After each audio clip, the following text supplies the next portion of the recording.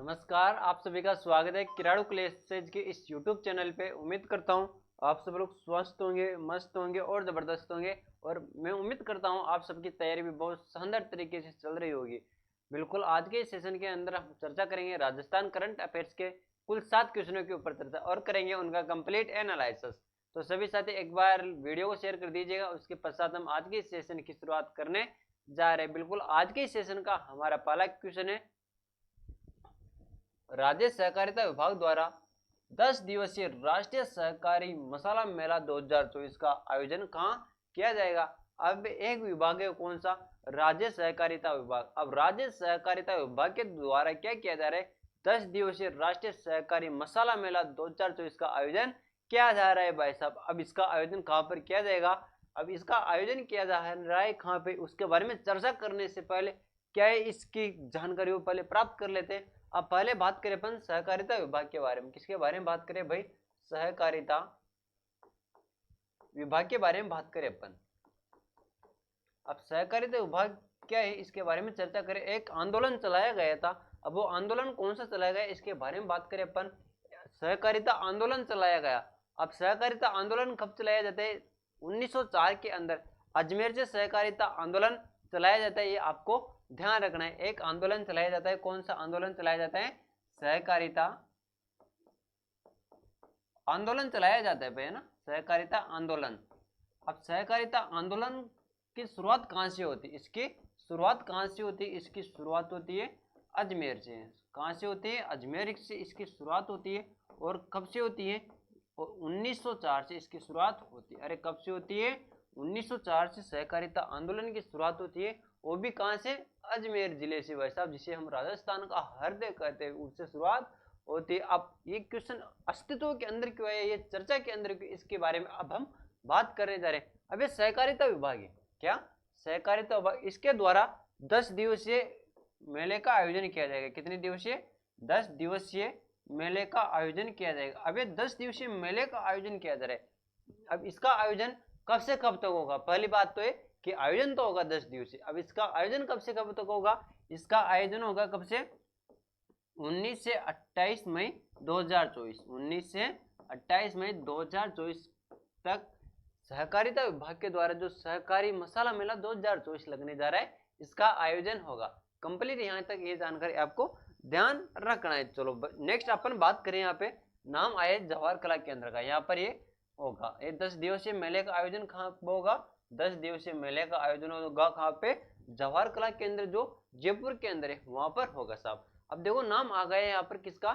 जवाहर कला केंद्र का। अब जवाहर कला केंद्र से संबंधित एक तो बात तो कर लेनी जरूरी होती है, जो हर एक एग्जाम का फेवरेट क्वेश्चन होता है कि जवाहर कला केंद्र है। जवाहर कला केंद्र दे देगा आपको कि जवाहर कला केंद्र कहाँ पर स्थित है, किस जिले के अंदर स्थित है। तो आपको किस जिले के अंदर बताना है? जवाहर कला केंद्र है जयपुर के अंदर, अपनी राजधानी के अंदर है। दूसरी बात, जवाहर कला केंद्र है, जवाहर कला केंद्र की स्थापना कब हुई थी और इसके वास्तुकार। दो क्वेश्चन पूछे जाते हैं, इसकी स्थापना और वास्तुकार के बारे में। अब पहले तो अपन स्थापना के बारे में बात करें कि जवाहर कला केंद्र है, जवाहर कला केंद्र की स्थापना कब होती है? जवाहर कला केंद्र की स्थापना होती है 8 अप्रैल 1993 को। अरे कब होती है? 8 अप्रैल 1993 को स्थापना होती है। और इसके वास्तुकार के बारे में बात करें अपन कि इसके वास्तुकार कौन है। जो जवाहर कला केंद्र बना हुआ है जयपुर के अंदर, इसके वास्तुकार कौन है? इसके वास्तुकार है चार्ल्स कोरे। अरे कौन है?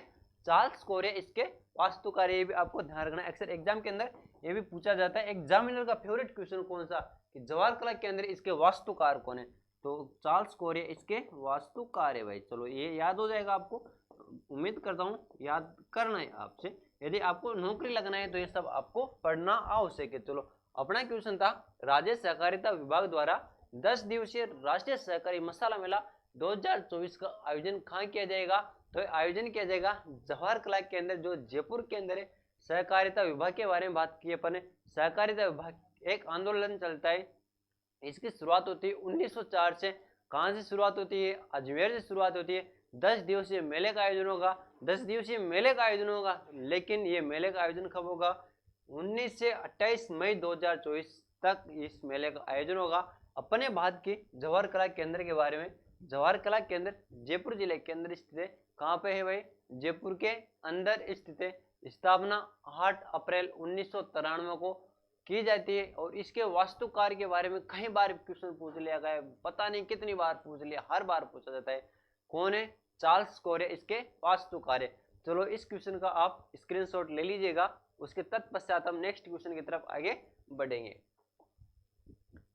अच्छा, मारवाड़ी भाषा के अंदर पढ़ा है बेटा, मारवाड़ी भाषा के अंदर पढ़ा रहे थे, इतने दिन पढ़ा दिए आपको मारवाड़ी भाषा के अंदर, लेकिन जो अपने किराड़ू क्लासेस की इस यूट्यूब चैनल पर अपने मारवाड़ के क्षेत्र के अलावा भी जो और भी क्षेत्र, शेखावटी क्षेत्र, हाड़ौती क्षेत्र, ढूंढाड़ क्षेत्र, उन क्षेत्र के भी विद्यार्थी पढ़ते हैं अपन से, तो उनका कमेंट आया अपने पास कि सर आप मारवाड़ी भाषा के अंदर पढ़ा रहे हो, बहुत अच्छी बात है, लेकिन हमको मारवाड़ी कम समझ में आती है, हम ढूंढाड़ क्षेत्र से तो ढूंढाड़ी हमारे समझ में आती है। शेखावटी क्षेत्र वाले बोले कि शेखावटी क्षेत्र से हैं सर हमारे, तो शेखावटी भाषा समझ में आती है बिल्कुल, और हाड़ौती वाले बोले कि सर हाड़ौती समझ में आती है। तो फिर सबका एनालिसिस करने के पश्चात ये पता चला कि आपको जो करंट अफेयर्स की क्लास है वो मारवाड़ी भाषा में न पढ़ाकर हिंदी भाषा में पढ़ाई जाए। हाँ बिल्कुल, आपा मारवाड़ी भी बोलना टेम टेम कमाड़, तो है ना, आई बात समझ। चलो हाँ, कोई बात कौन बोल लिया, मारवाड़ी भी बोल लिया आपा। चलो नेक्स्ट क्वेश्चन की तरफ आपा आगे बढ़ा। गुजरात में कच्छ के रण से राजस्थान के किस जिले तक वाटरवे बनाने को लेकर सरकार ने राज्य स्तरीय कमेटी का गठन किया? अब क्वेश्चन क्या है इसके बारे में अपन चर्चा करें। आप भारत के अंदर एक राज्य है, कौन सा? गुजरात। गुजरात के अंदर एक स्थान है कच्छ का रण। अब कच्छ के रण से राजस्थान के किस जिले, राजस्थान का एक जिला ऐसा है जिससे वाटरवे बनाने को लेकर वाटरवे बनाया जाएगा। वाटर पार्क नहीं, वाटर पार्क अलग होता है और वाटरवे अलग होता है। जो आपने सुना हुआ ना रोप वे, सुना है ना रोप वे, उसी प्रकार से वाटरवे भी बनाया जाएगा। ये वाटरवे नदी नहर की तरह बनाया जाएगा ना। वाटरवे को लेकर सरकार ने राज्य स्तरीय कमेटी का गठन किया है। किसका गठन किया है?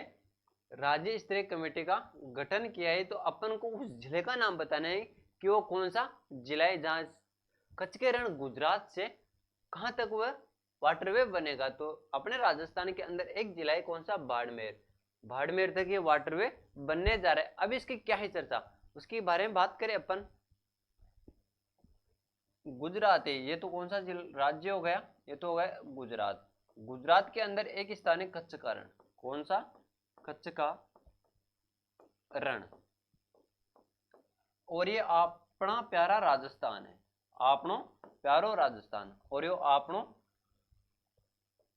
कहीं बाड़मेर, आपनो पुरानो जिलो है ना।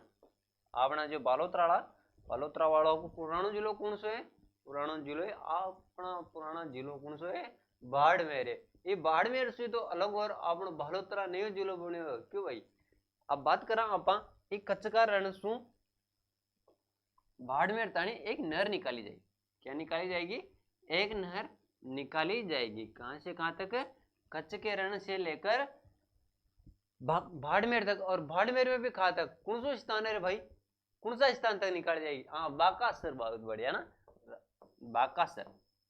बाकासर, बाकासर ताई नहर निकाली जासी उन्हें कहीं वाटरवे बोला।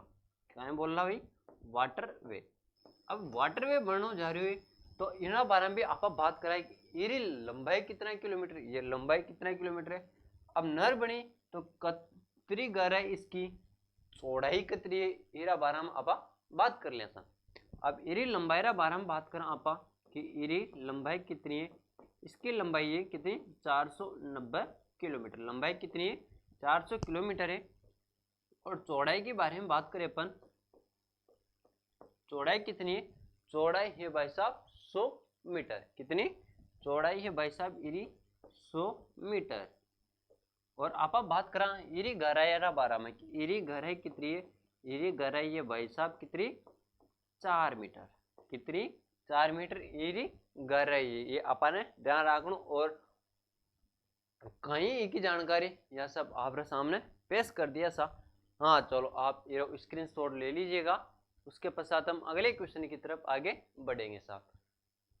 नेक्स्ट क्वेश्चन है, वन विभाग द्वारा राज्य में इको टूरिज्म को बढ़ावा देने के लिए कितने पर्यटन स्थलों को इको टूरिज्म डेस्टिनेशन के रूप में विकसित किया जाएगा? अब क्वेश्चन के ऊपर आने से पहले कुछ अपन बात कर लेते हैं। अब बात करें अपन इको टूरिज्म के बारे में, इको यानी पर्यावरण। अब बात करें अपन वन विभाग के बारे में, किसके बारे में? वन विभाग के बारे में अपन बात करते हैं,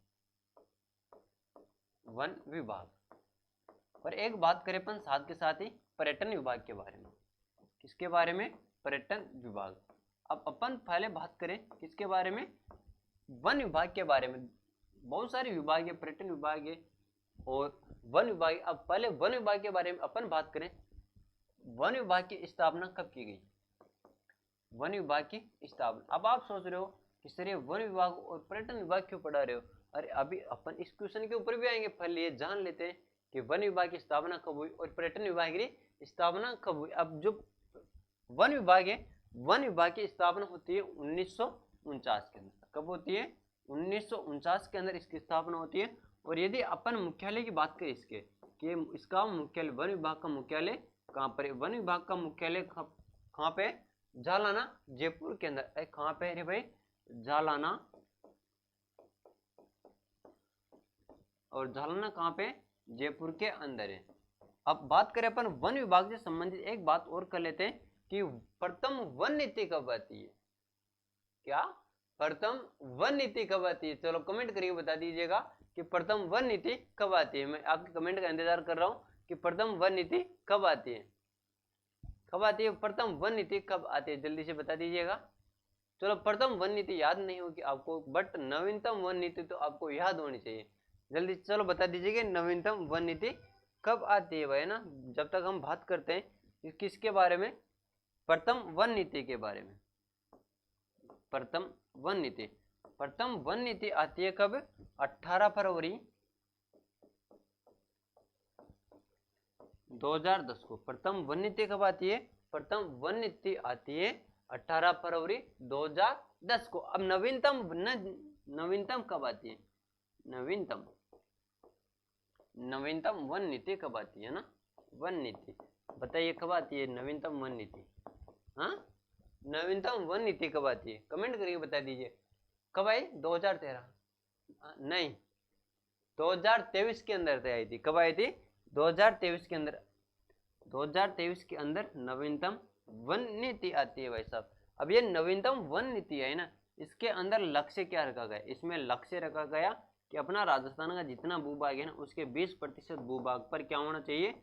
वन लगाया जाएगा साहब, ये लक्ष्य रखा गया। अब अपन आते हैं पर्यटन विभाग के बारे में। अब पर्यटन विभाग है, पर्यटन विभाग की स्थापना कब की गई? इसकी स्थापना 1956 के अंदर। पर्यटन विभाग की स्थापना कब की जाती है? पर्यटन विभाग की स्थापना 1956 के अंदर की जाती है। अब पर्यटन विभाग का मुख्यालय कहाँ पर है? इसका मुख्यालय कहाँ पे है?